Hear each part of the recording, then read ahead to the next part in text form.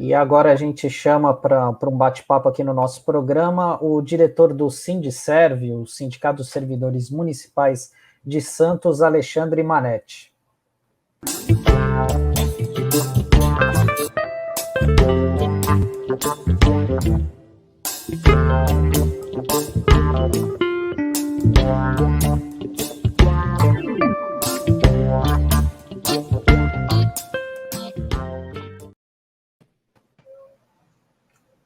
Olá, bom dia, Alexandre. Tudo bem?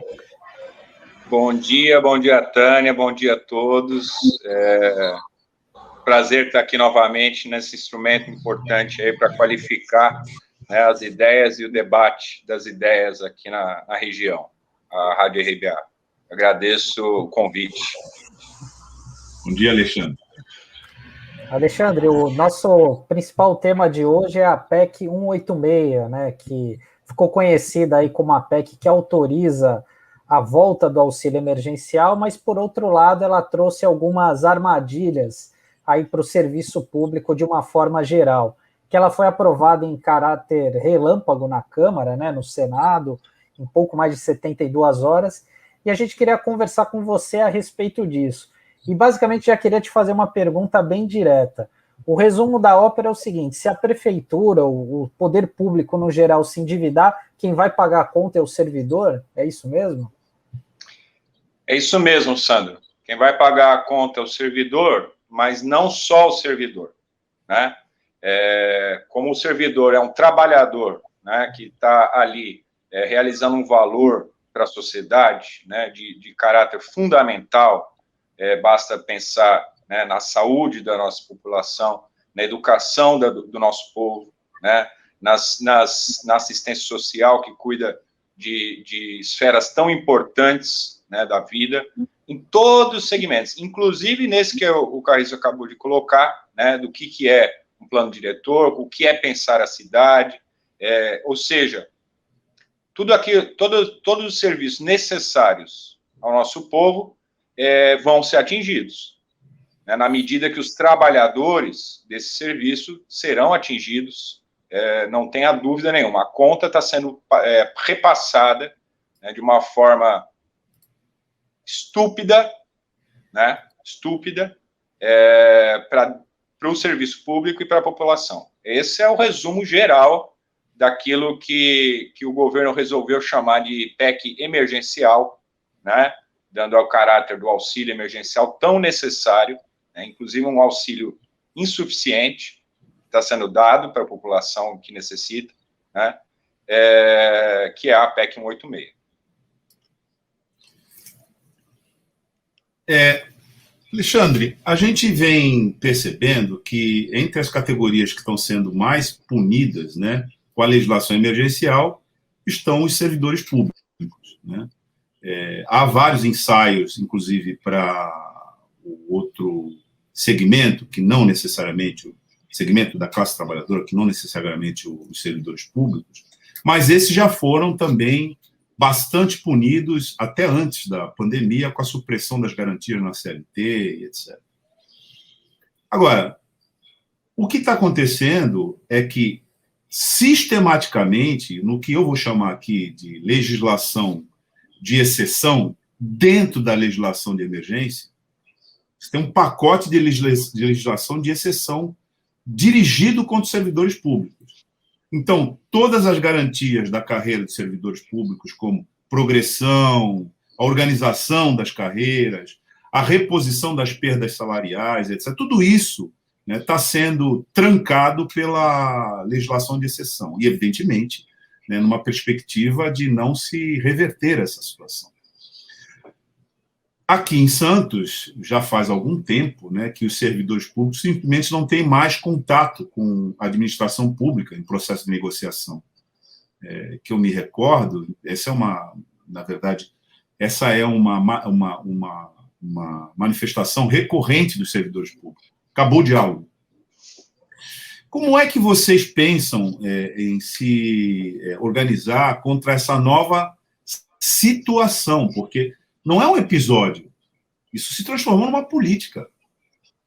E essa política ela tem um destino, né? A gente sabe que todo o artigo 37 da Constituição, ele está na perspectiva de um cancelamento, aqui para o ouvinte, né?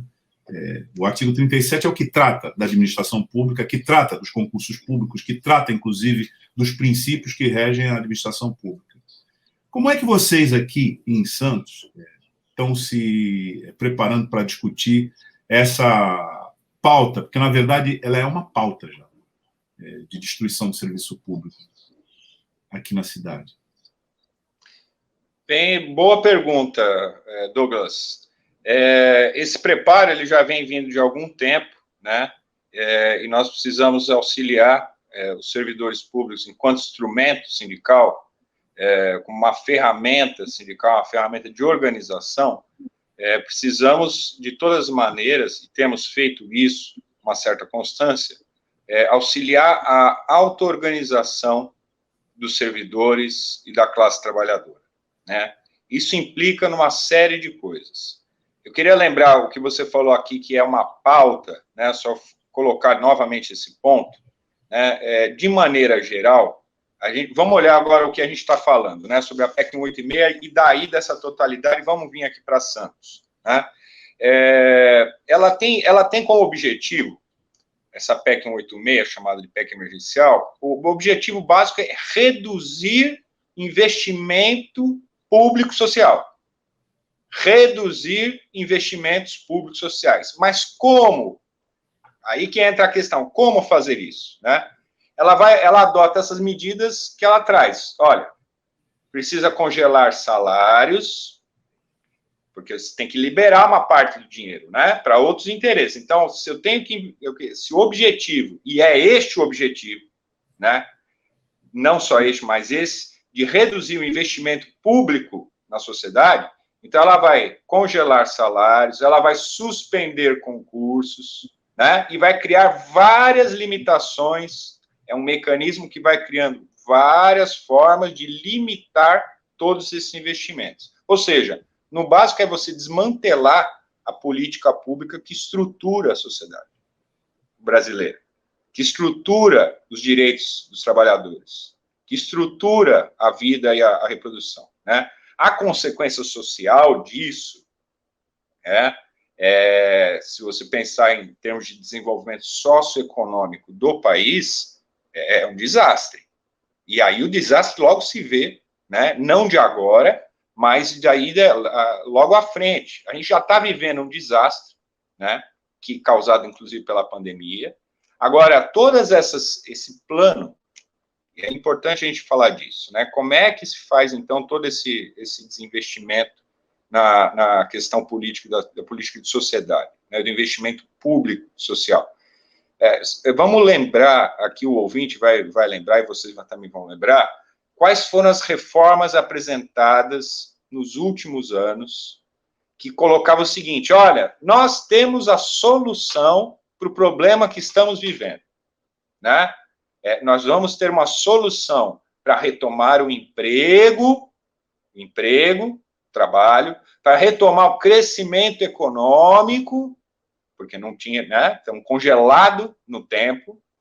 E qual foi o resultado mesmo dessas reformas? Vamos lembrar, a reforma da Previdência, a reforma trabalhista, foi a primeira que veio, né?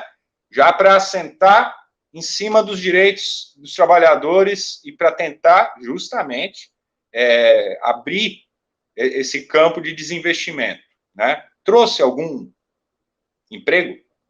O país ele está tendo crescimento, ele teve crescimento, trouxe algo que realmente foi relevante do ponto de vista de crescimento de emprego, de diminuição do desemprego? Não.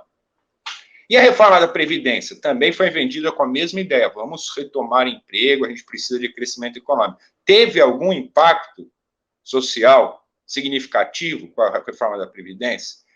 Impuseram o teto de gastos. Lembra da emenda constitucional 95?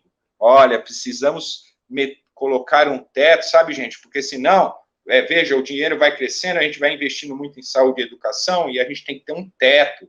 Na verdade, esse teto era para poder liberar dinheiro para outros interesses, né? Pagamento de juros da dívida, pagamento disso, subvenção para o grande empresariado, para parará. teve algum efeito prático? O que a gente vê hoje? Mesmo antes da pandemia, teve algum efeito prático no emprego, no crescimento econômico? Nenhum. E aí a PEC 186 vem no mesmo sentido. A pauta é um mecanismo do mesmo plano, né?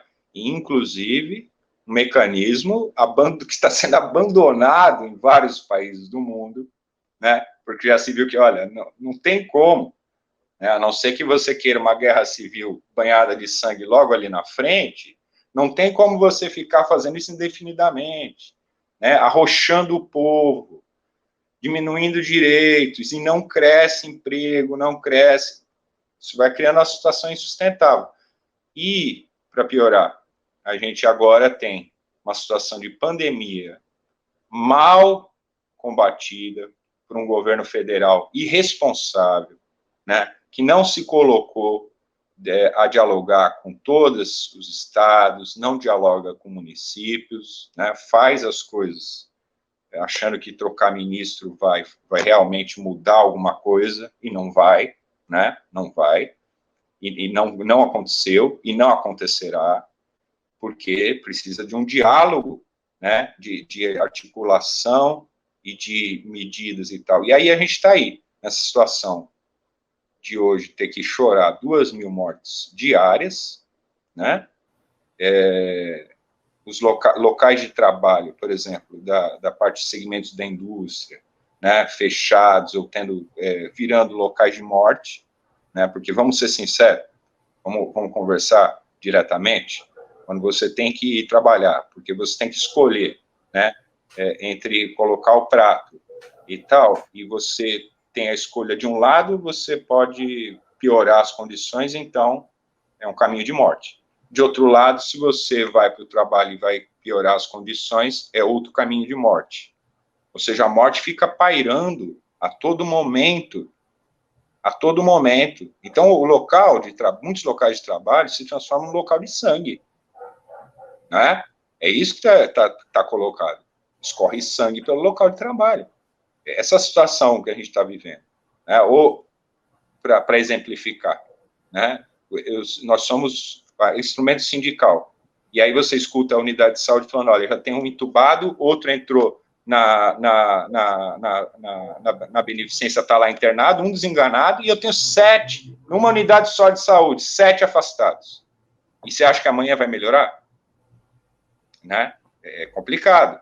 Nós estamos vivenciando um colapso, né, nesse sentido, e aí vem uma PEC 186, né, que não alivia em nada, pelo contrário, fica empurrando a conta, cria mecanismos, inclusive, agora vou ser específico, né, a PEC 186, ela é uma faca no pescoço dos servidores públicos, ela é uma faca no pescoço, né, e na população, né, naquele balcão de negócios ali que se estabeleceu entre a Câmara, o Senado e o governo, né, inclusive com essa eleição dos representantes lá, dos presidentes e tal, ou seja, aquela arquitetura que está ali colocada, se a despesa, vou falar assim para os servidores e para a população que está ouvindo, para vocês, se a despesa atingir 95% da receita, né, no corrente líquida do município, no período de 12 meses, a prefeitura imediatamente fica aberta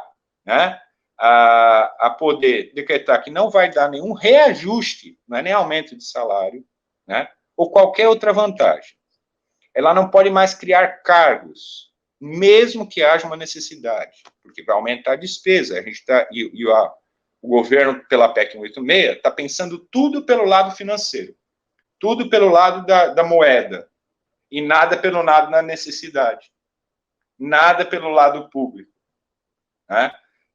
Ele não pode mais alterar, o município, por exemplo, estrutura de carreira, ele não vai poder admitir ou contratar pessoal, né? Não vai poder repor vagas em cargos efetivos, nem fazer contratação temporária excepcional, emergencial, que não seja nem concursado. Ele começa a bloquear. O concurso público, então, não vai ser possível realizar.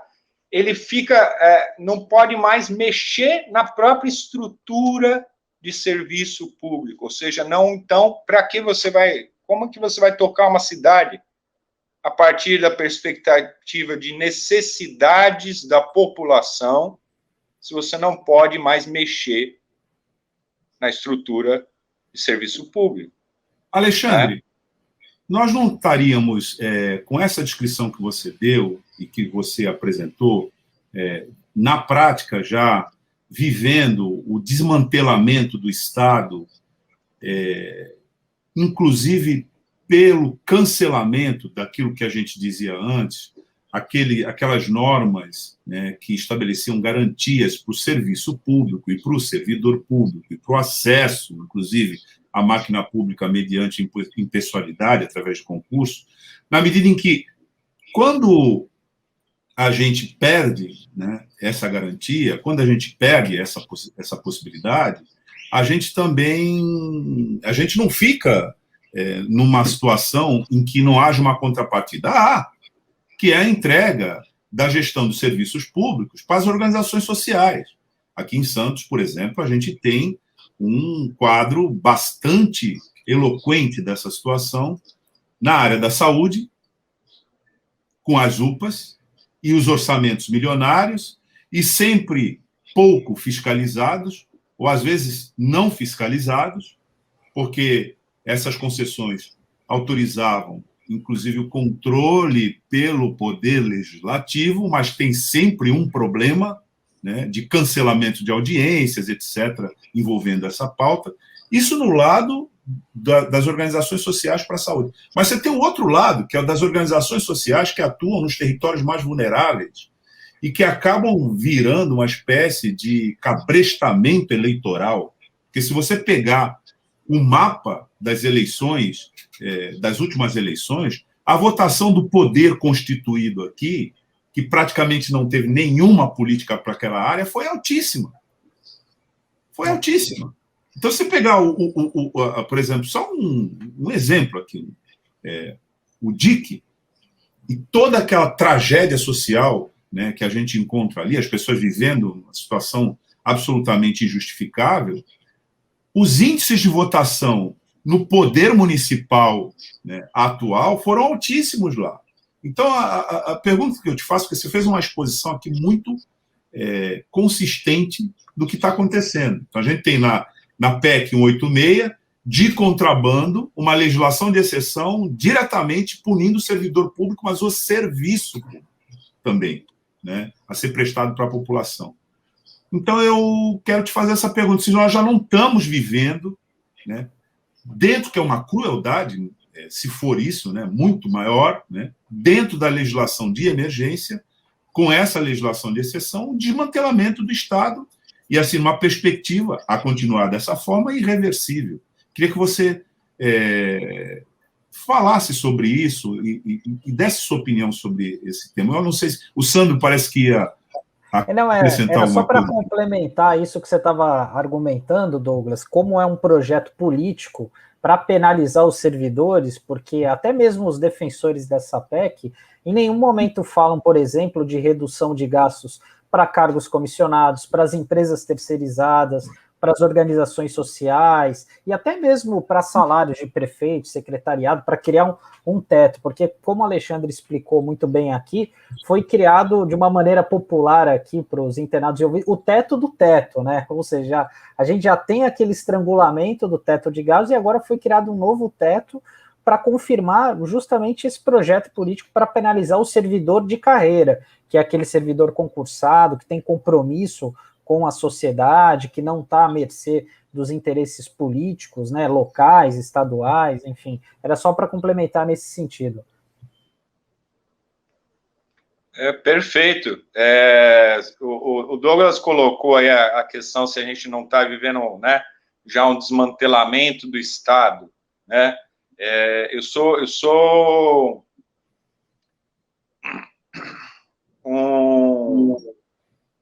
vamos dizer assim, um pensador do desmantelamento enquanto monta outra coisa, né? Então, você desmonta um Estado, só que como a gente está no Estado Nacional, vamos dizer do Estado Nacional, certo?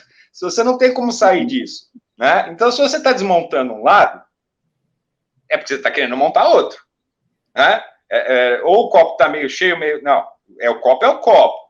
Você vai estar dentro do copo. Então, isso é importante falar para os trabalhadores e para todos que nos ouvem, que não tem não Estado. Não existe esse negócio de, menos Estado. Não existe menos Estado. Existe o menos Estado que garanta política social, menos Estado que garanta direitos, menos Estado, né, que proponha desenvolvimento econômico e emprego, e esse menos Estado você pode diminuir. De outro lado, né, você vai ter que estar aumentando algo.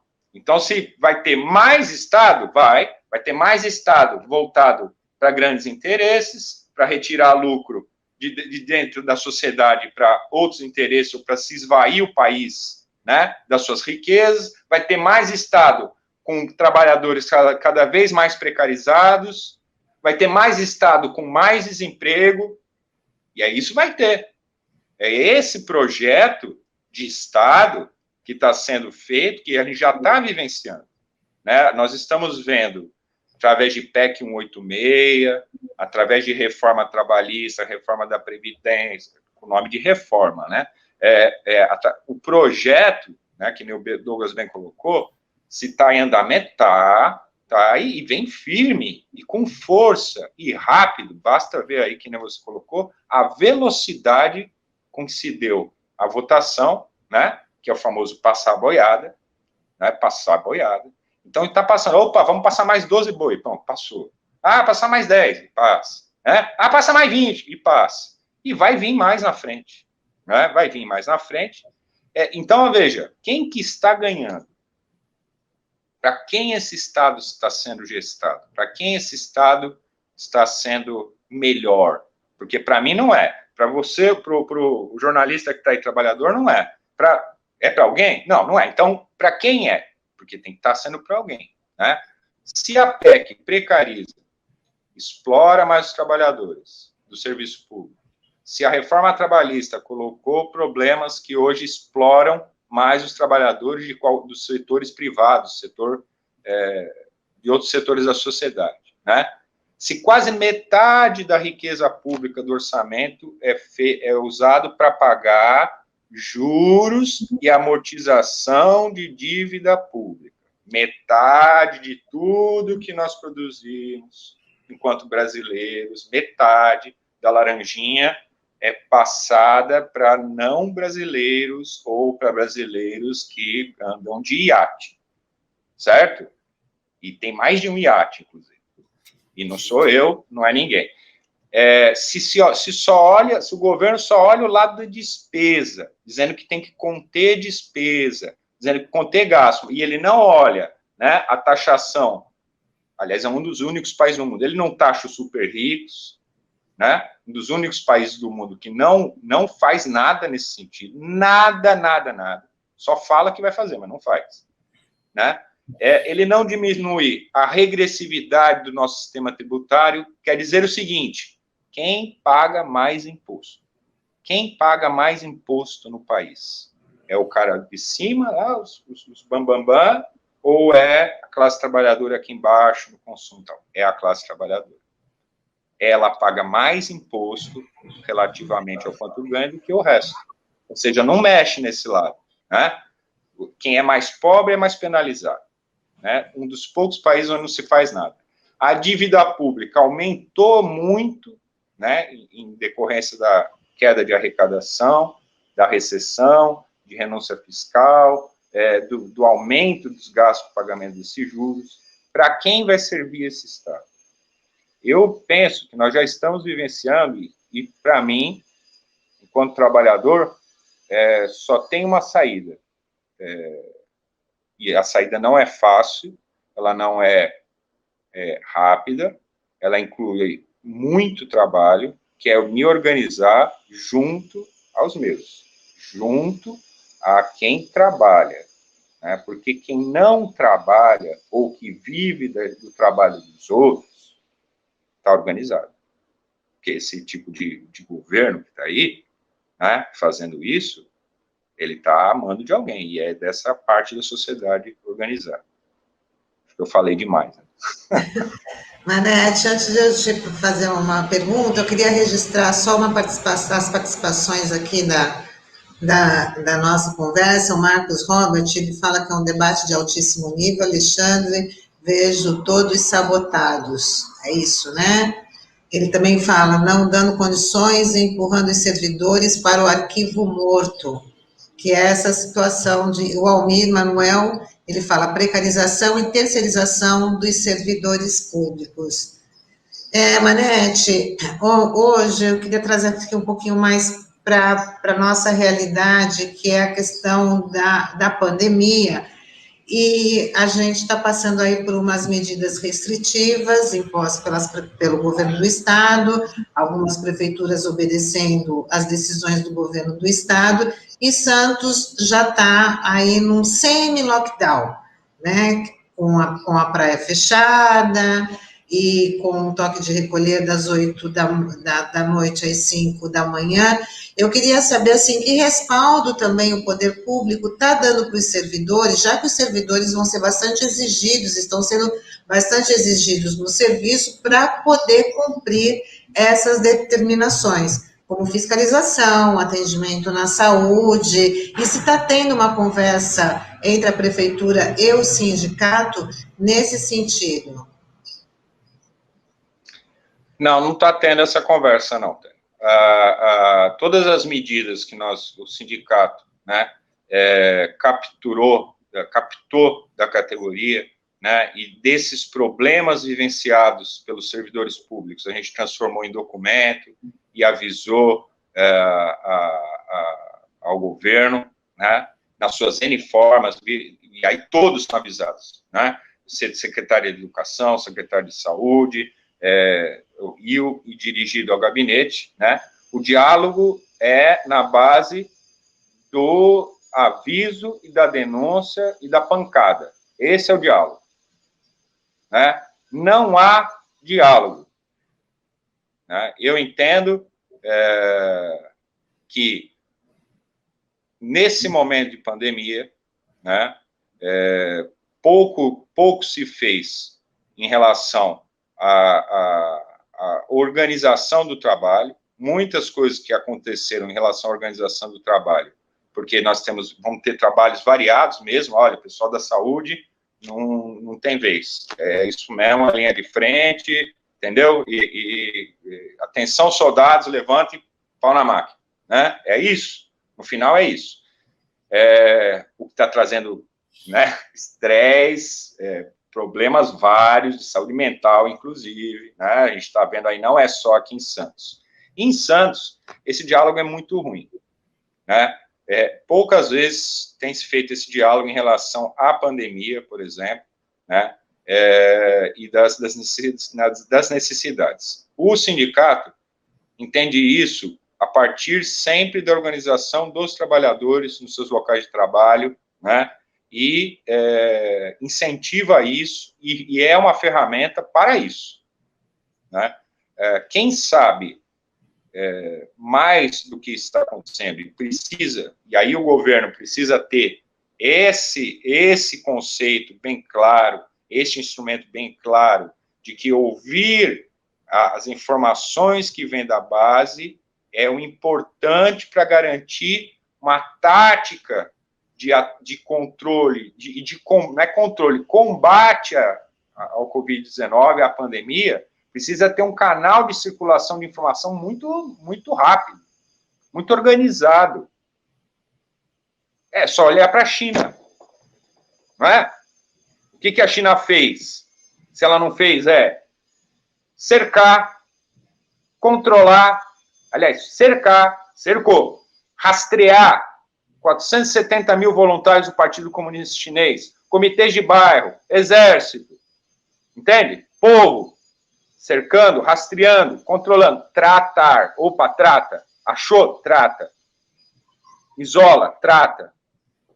Era uma tática de guerra para um inimigo de guerra, né? Estamos numa guerra pela vida.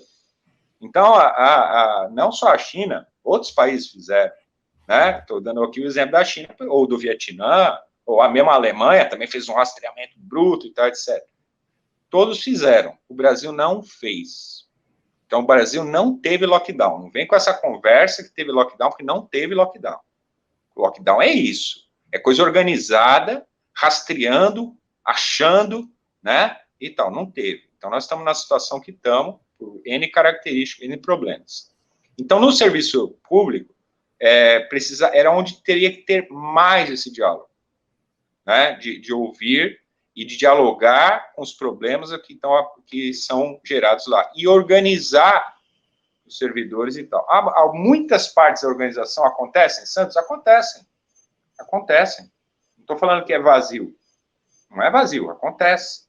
Né? Mas elas são medidas que, ao não dialogar, quando vai para a realidade, muitas medidas batem de encontro com a realidade que é vivenciada pelos trabalhadores do serviço público, e aí gera mais problema. Você já tem um problema, e aí você gera mais um problema por não ter conversado antes, ou ter empurrado a decisão para locais que não têm decisão. Então, por exemplo, a Secretaria de Educação, né, fez o favor de colocar, em vez de ter orientações centrais, orientações normativas, né, para tentar estabelecer zonas, né, de orientação adequadas, muitas coisas ela só fez agora, ou fez tardiamente, por quê? Porque empurrou para as comunidades escolares, para a equipe, né?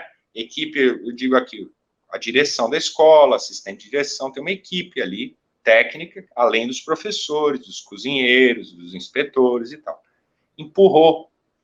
Então, eu fui em escolas, né, onde em plena reinício agora, né, vamos reiniciar as aulas, entrei na escola e tinham 5 cozinheiros que deveriam servir para todos os turnos de manhã, tarde e noite, juntos, na mesma cozinha para servir lanche seco. Não era para fazer comida. Era para servir o lanchezinho seco, embaladinho, né, porque não podia fazer comida. Embalado e tal. O que 5 cozinheiros circularam, tiveram que sair de casa, tomar ônibus, entende? Contato com todos. Vão voltar para suas famílias. 5 ao mesmo tempo. Fazendo o quê? Para um fazer o serviço. De manhã, um fazer outro à tarde e outro fazer à noite. Qual foi a resposta da prefeitura para essa situação estrutural? Então, a resposta é que o sindicato não tem como estar em todos os locais de trabalho e a gente incentiva os servidores a falar, a passar essa informação. Porque, e aí você, não é a maioria, veja, a maioria, ela se guiou por um senso de falar, não, peraí, eu vou olhar aqui, a partir do trabalho que tem que ser feito, da necessidade da população, e vou escalonar, né? Escalonar, diminuindo o fluxo de pessoas, diminuindo pessoas juntas e tal. É o que a maioria fez. E alguns lugares não fizeram e tal. Por quê? Porque não tinha uma orientação central do governo, que a gente está falando Secretaria de Educação e Governo, orientação central do governo. Agora tem, né? Agora lá, precisa escalonar, precisa ter horário. Mas veja a situação que a gente está. Olha a situação que nós estamos vivenciando. Nós estamos falando de 25 estados da federação que acabaram, já estão em 80% de ocupação de leito. Certo? Desses 25, são 27, mais o Distrito Federal. Desses 25, 15 já passou de 90% de ocupação de leito. Itanhaém, aqui São Vicente, já bateu o teto. E o que você acha que hoje vai acontecer aí, que eu vi o Douglas chamando aí, vai ter uma reunião, que já deve ter rolado desde ontem à noite, né? O que você acha que vai acontecer com as nossas taxas de ocupação que estão subindo, né?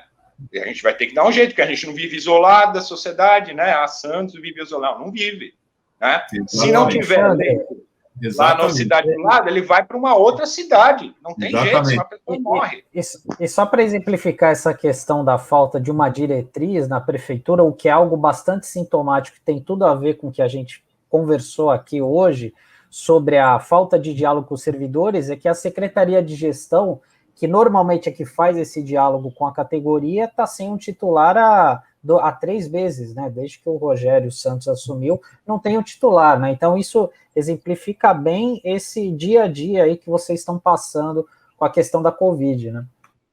Não, e de certa maneira, Alexandre, essa situação que você descreveu aqui, eu estava acompanhando aqui o teu raciocínio e pensando como administrado, como alguém que está submetido a essa gestão. E penso que aquele que nos acompanha aqui pelo Dial e mesmo pelas plataformas digitais está na mesma situação. Vários deles, se não todos, dizendo, puxa, mas eu não sabia disso. Não tinha essas informações. Quer dizer, com uma administração, uma gestão, nós estamos, gente, a situação em que o país se encontra começou efetivamente em março de 2020. Nós já estamos em março de 2021. Nós passamos, se a gente for fazer na verdade, assim, uma avaliação bem geral, as atitudes tomadas desde o começo elas variam entre negligência e responsabilidade. Por que negligência? Porque o mundo inteiro já tinha passado por essa situação e já recomendava a quem ainda não tivesse passado que se cuidasse para não repetir as experiências, inclusive com consequências trágicas, que já tinham sido experimentadas na Europa, na China, como bem disse o Alexandre aqui, aliás, muito bem, né? Dando conta, inclusive, do que fizeram as administrações públicas ali, né? E mesmo assim, nós negligenciamos, porque se você é responsável pela gestão pública, algo tem que ser feito e, portanto, você está obrigado a fazer e você não faz, ou se faz inadequadamente, você sabe que é inadequado, você está negligenciando. Mas eu acho que oscila entre negligência e responsabilidade, porque quando você acrescenta a isso o fato de que pessoas vão morrer,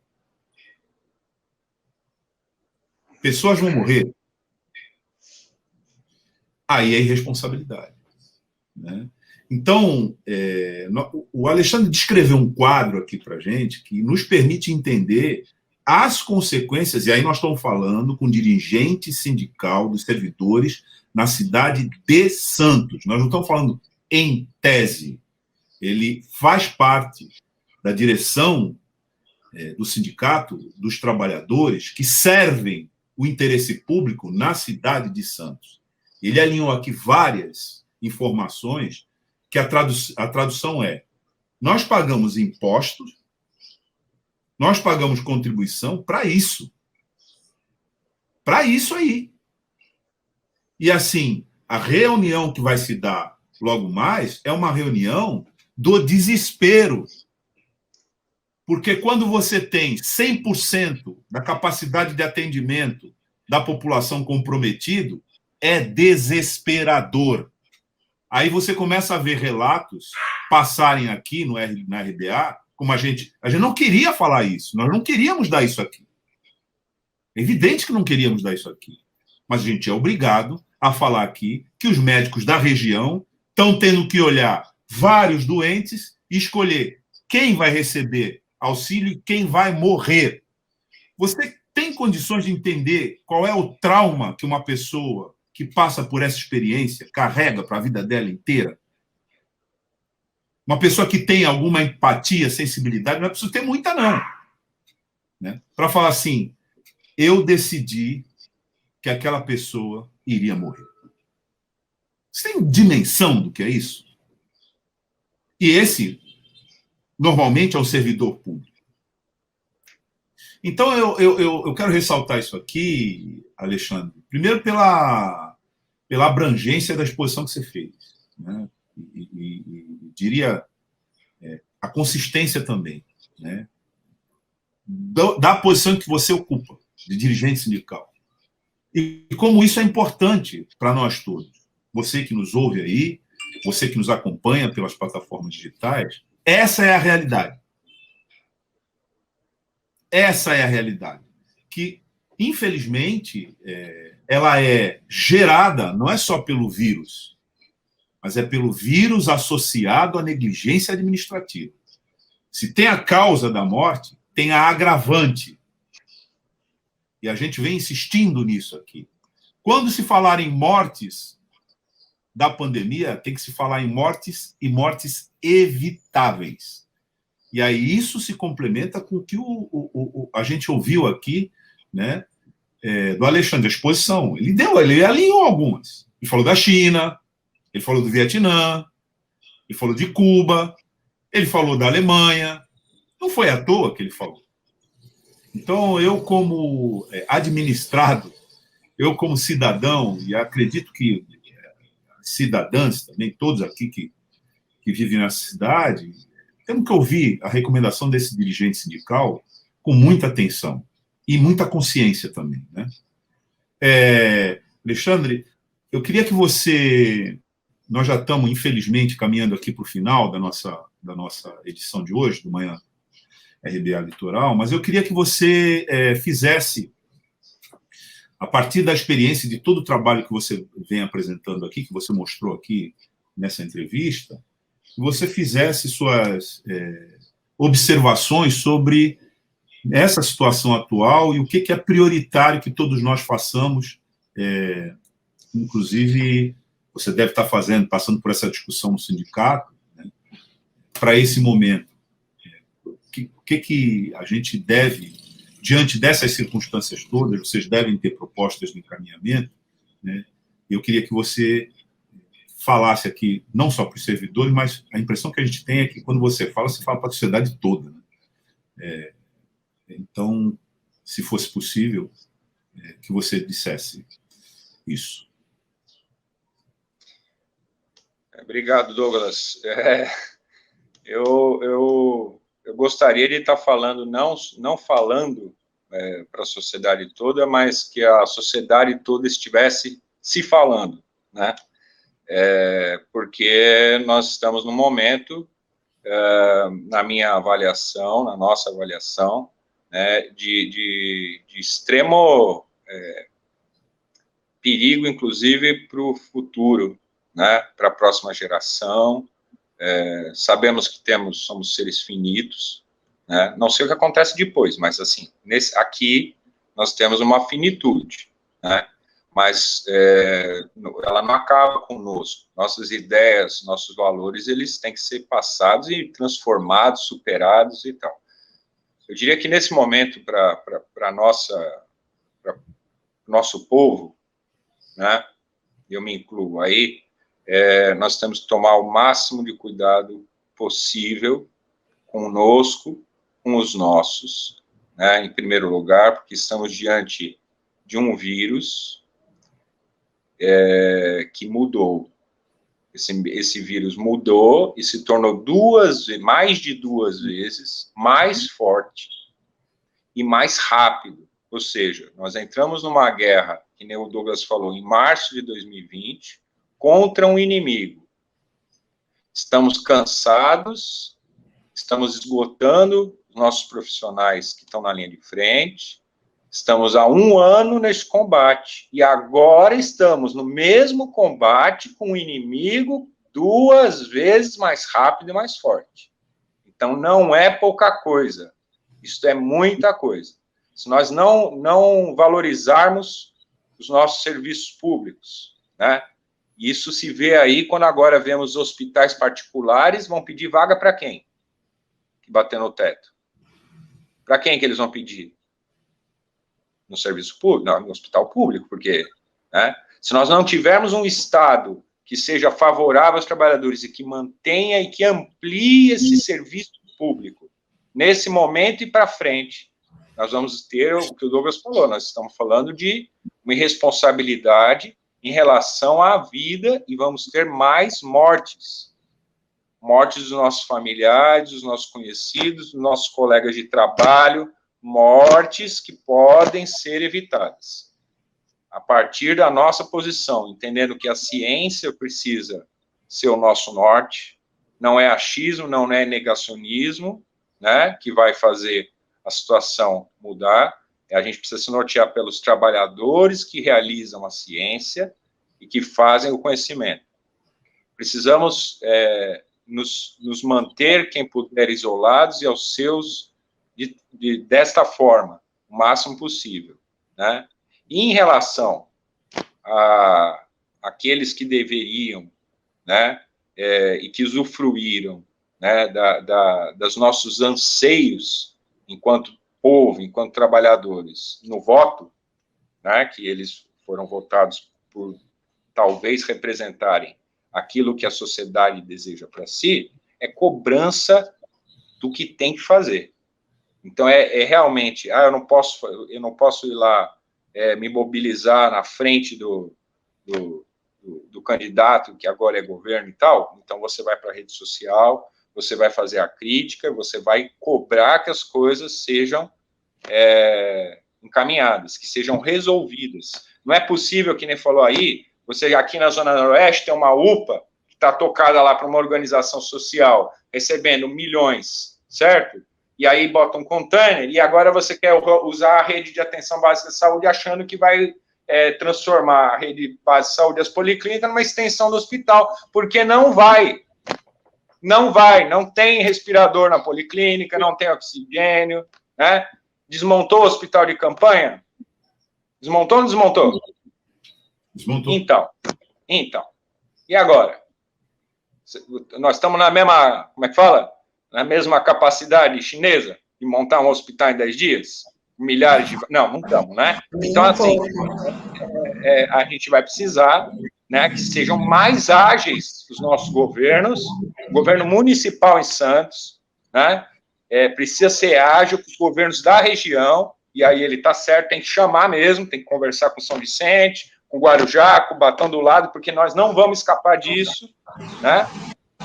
Desculpa que eu já vou ficando mais alterado, né? Eu me emociono, eu sou meio italianinho, eu vou me emocionando, entende?